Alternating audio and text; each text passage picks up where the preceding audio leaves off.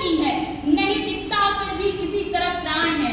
बाहों को फैलाकर सबको पास बुला, प्रेम लुटाकर के तो तुम देखो, चुपी इसी में सारी सुलझन, बसा इसी में प्राण है।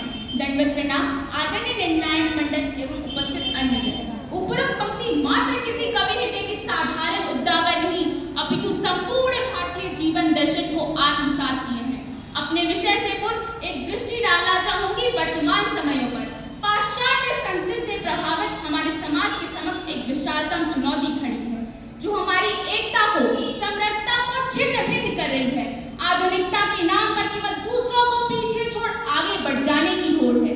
कई बड़ों, कई जातियों, कई भाषाओं को लेकर कुचक्र रचे जाते हैं। बुजुर्ग अकेलेपन में रहने को अभिशप्त हैं। भाई भाई में वैमनस्य है।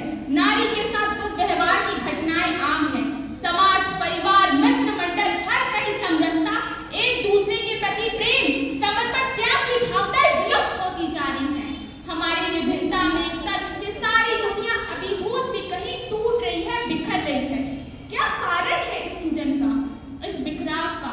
एकमात्र कारण है भारतीय जीवन दर्शन से दूरी, वसुधैव कुटुंबकम की भावना पर अविश्वास। हम चांद मंगल पर पहुंच जाएं, सूर्य से सूचनाएं भी ले आए, जीडीपी के कीर्तिमान बनाते जाएं, परंतु ये सारी सफलताएं व्यर्थ हैं यदि सिर पे अंतर मन से प्रसन्न बुजुर्ग का हाथ ना हो, घर में माता पिता के सांध्य में हंसता खेलता बचपन ना हो।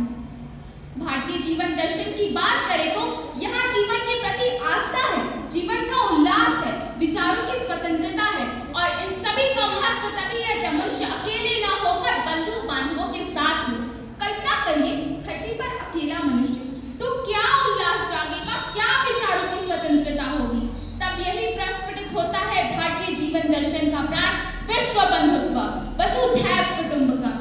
भरा पूरा कई अरबों खरबों का बड़ा परिवार, परस्पर हर्षोल्लास की भावना, विचारों की स्वतंत्रता, समस्याओं के साथ समाधान भी। आपको ले चलती हूँ कई हजार साल पहले, जहाँ अयोध्या में सर्वत्र स्नेह लुटाता राम और उनका परिवार है, जहाँ विमाता जैसा कोई शब्द नहीं, यही तो प्राणवान समाज का परिचय है। एक छोटी सी आशंका जागी मंथरा के मन में, जिससे सब टूट गया, बिखर गया, निष्प्राण हो गया। परंतु राम ने क्या किया? राजमहल से निकलकर चले तो निषाद, केवट, भील, कोल, बनवासी, यहाँ तक कि राक्षसों को भी अपना बनाते चले। दबे कुचले लोगों के मन में उमंग जगाते चले, समस्याओं के साथ समाधान भी, बंधुत्व की खातिर शस्त्र उठाना भी सिखाया, एकता का महत्व समझाया। मानव, वानर, वृक्ष, पक्षी सब मिलकर लड़े तो रावण की महासाम्राज्य को धराशायी कर दिखाया। जब लौटे 14 वर्ष बाद तो उनके परिवार का विस्तार अवध से लंका तक हो चुका था। यही तो है भारतीय जीवन दर्शन का प्राण, वसुधैव कुटुंबकम। कहीं किसी राजमहल से राजकुमार होता है, उसके चरणों में संपूर्ण विश्व का वैभव बिखरा पड़ा है, परंतु उसके वीर से भी जंजन दिख जाता है। सारा वैभव ठुकरा कर निकलता है अपना छोटा परिवार छोड़कर, क्योंकि उसके लिए तो वसुधैव कुटुंबकम और सिद्धार्थ से बुद्ध बन की ज्ञान की गंगा बहाता चला जाता है। पूरी दुनिया को ज्ञान का अमृत पिलाने लोग जुटते गए, परिवार बढ़ता गया, अहिंसा, प्रेम, शांति, सद्भावना प्रसारित होती गई।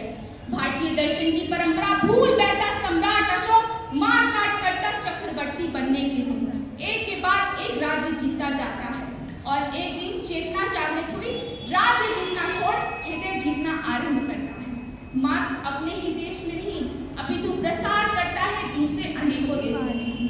परिवार बढ़ते बढ़ते श्रीलंका, बर्मा, तिब्बत, जापान जैसे देशों में भी जा पहुंचा। तो बंधुओं, जब भी विश्व बंधुत्व की भावना का होगा क्षरण, जब भी